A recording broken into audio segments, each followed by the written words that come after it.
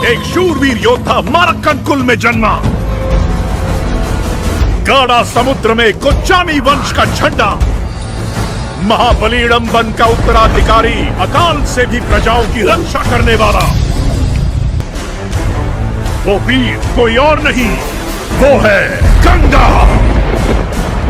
कंगुआ एक ऐसा व्यक्ति है जिसके पास आग की शक्ति है। कंगुआ की कहानी एस वेंकटेशन की किताब बेलपरी पर बेस्ड है। सूर्या ने एक इवेंट पर कहा था कि वो वेंकटेशन के साथ कुछ बड़ा लेकर आ रहे हैं। मणिरत्नम की फिल्म पोन्नियन सेल्वन में लोगों ने चोल साम्राज्य की कहानी की स्क्रीन पर देखी।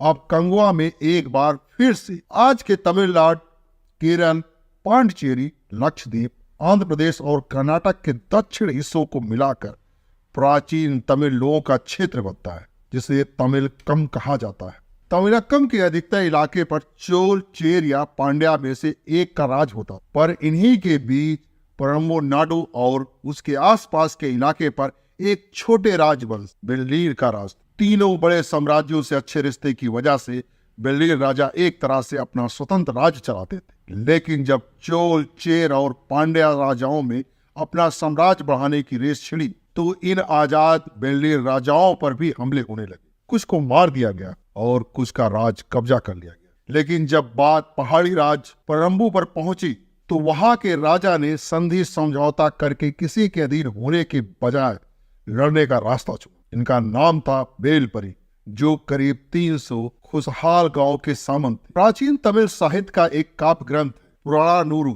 इसमें तमिल राजाओं, युद्धों और आम जनजीवन से जुड़े करीब 400 वीरतापूर्ण गीत, जिन्हें 157 कवियों ने लिखा है। इसमें चोल, चेर, पांड्या साम्राज्यों के राजाओं के अलावा 48 छोटे राजाओं का भी जिक्र है। इसमें बेलपरी भी शामिल है। प्राचीन तमिल साहित्य के सबसे प्राचीन कवि कहे जाने वाले कपिलार बेलपरी के मित्र थे। उन्होंने पुराणानुरु में बेलपरी की कथा डिटेल में लिखी। उनके गीत बताते हैं कि बेलपरी का राज बहुत खूबसूरत और हरा भरा था। उस पहाड़ी राज्य से झरने गिरा करते और नीले रंग के खूबसूरत फूल हमेशा खिले रहते थे। इस पहाड़ पर लोगों के चढ़ने उतरने के लिए बांस की सीढ़ियां लटकाई गई थी। बेलपारी को तमिल इतिहास के 7 महानतम संरक्षकों में से एक कहा जाता। उन्हें प्रकृति और कला से बहुत प्रेम। कपिलार खुद पांड्या साम्राज्य से आते थे, लेकिन पारी के स्वभाव से वो इतने प्रभावित हुए कि उनके दरबार में मुख्य कवि बन गए और परम्बू में रहने लगे। कपिलार ने बेलपारी से जुड़े एक किस्से का जिक्र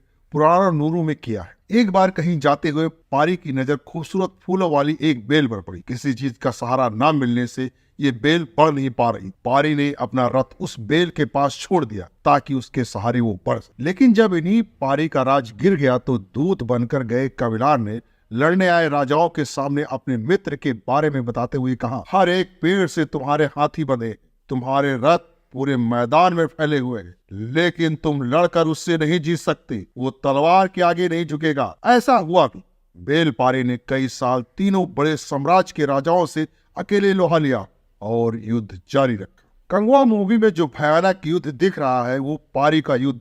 तमिल इतिहास और साहित्य में बेलपारी का जो डिस्क्रिप्शन दिया गया है उसके हिसाब से आर्टिस्ट ने उनके कई चित्र बनाए हैं। सूर्या का जो लुक बिल्कुल ऐसा ही है, आग जैसी शक्ति रखने वाला योद्धा। पारी की कहानी जितनी अद्भुत और वीरता से भरी है, उसे सूर्या स्क्रीन पर कितना जी पाते हैं ये तो फिल्म आने के बाद ही पता चलेगा। इस फिल्म को 10 भाषाओं में बनाया जा रहा है।